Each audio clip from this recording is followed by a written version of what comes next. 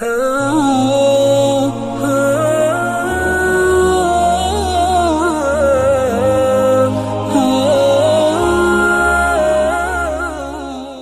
کے نیچے سبسکرائب کے بٹن پہ کلک کریں، بیل کے آئیکن پہ کلک کیجئے تاکہ ہر نئی ویڈیو کی نوٹیفیکیشن آپ کو مل جائے۔ ویسے تو جو دعائیں وظائف میں بتایا کرتا ہوں اس کی عمومی اجازت ہوتی ہے، اسپیسیفک کسی ایک کو اجازت دینا ضروری، کسی ایک کو دے بھی دی تو آپ جتنے بھی لوگ سنتے ہیں تو میری طرف سے سب کو دلی اجازت ہوتی ہے، وہ میرے جو وظائف کر سکتے ہیں، اگر وہ سیم ان کا مسئلہ ہے تو بالکل کر سکتے ہیں۔ شیف کے حوالے سے اس میں تو آپ تمام ناظرین نوٹ کر لیں کہ میرا خیال نہیں کہ کوئی وظیفہ ایسا ہو کہ جہاں درود شریف نہ ہوتا ہو۔ یہ انڈرسٹوڈ بات ہے کہ درود شریف اول آخر ضرور ہوتا ہے، عام طور پہ 11 دفعہ درود شریف بتایا جاتا ہے، اگر کبھی نہ بتایا ہو تو آپ درود شریف ضرور شامل کریں، اور اگر بعض ایسے وظائف ہوتے ہیں جس میں درود شریف نہیں پڑھنا ہوتا تو وہاں تصریح کر دی جاتی ہے کہ اول آخر درود شریف نہیں ہے۔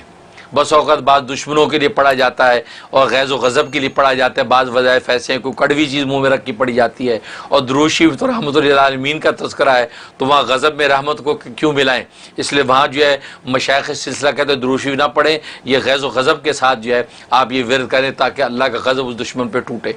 تو وہ خاص تو اس کی تصریح کر دیتے ہیں۔ لیکن عام طور پہ اگر میں نہ بتاؤں تو پھر آپ انڈرسٹوڈ سمجھ کے درود شریف لازمی شامل کریں، کیونکہ درود شریف کی برکت سے تو وظیفہ آپ کا قبول ہونا ہے اور اللہ کیا جو شرف قبول نصیب ہوگا،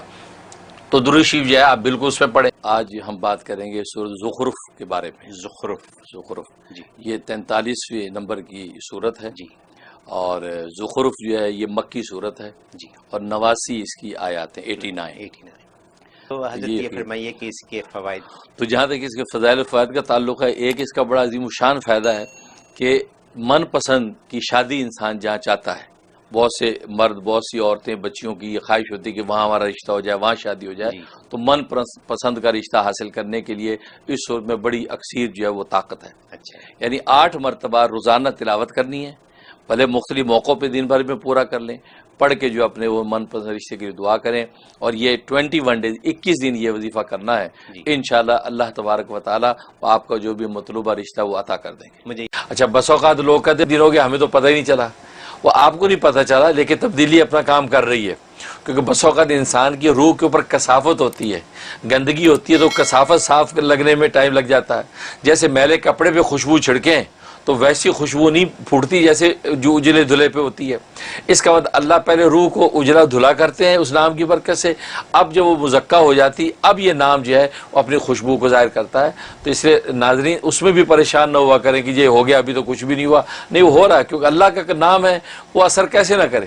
آپ شہد کا لفظ بولے تو منہ میٹھا ہو جاتا ہے، لیمو بولے تو منہ میں پانی آ جاتا ہے، تو یہ دنیا کی معمولی چیزیں اب اتنا اثر رکھتی ہیں کہ نام لو تو منہ میں پانی آئے، تو اللہ کا نام اثر نہیں کر رہا ہے۔ ہماری روح کا جو تعلق اللہ سے اس میں کمی ہے، اصل میں وہ اس کی صفائی ہو رہی ہے۔ وہ جب شفاف آئینہ ہو جائے گا اب چہرہ آپ کو صاف نظر آئے گا، گویا کہ اب اس کی تاثیر ظاہر ہوگی۔ دنیا کے مسائل ہیں، ہم لوگوں کے مسائل ہیں یہ، اور لوگوں کو گھر بیٹھے اپنے لیونگ روم میں، اپنے بیڈ روم میں، ٹی وی کے اوپر، فون کے اوپر یہ مسائل کا حل یوں مل جاتا ہے، اور ماشاءاللہ اللہ آپ کو کیا کہہ سکتا ہوں، زندگی دے اور صحت دے اور تندرستی دے اور ایسے ہی رکھے ہمیشہ۔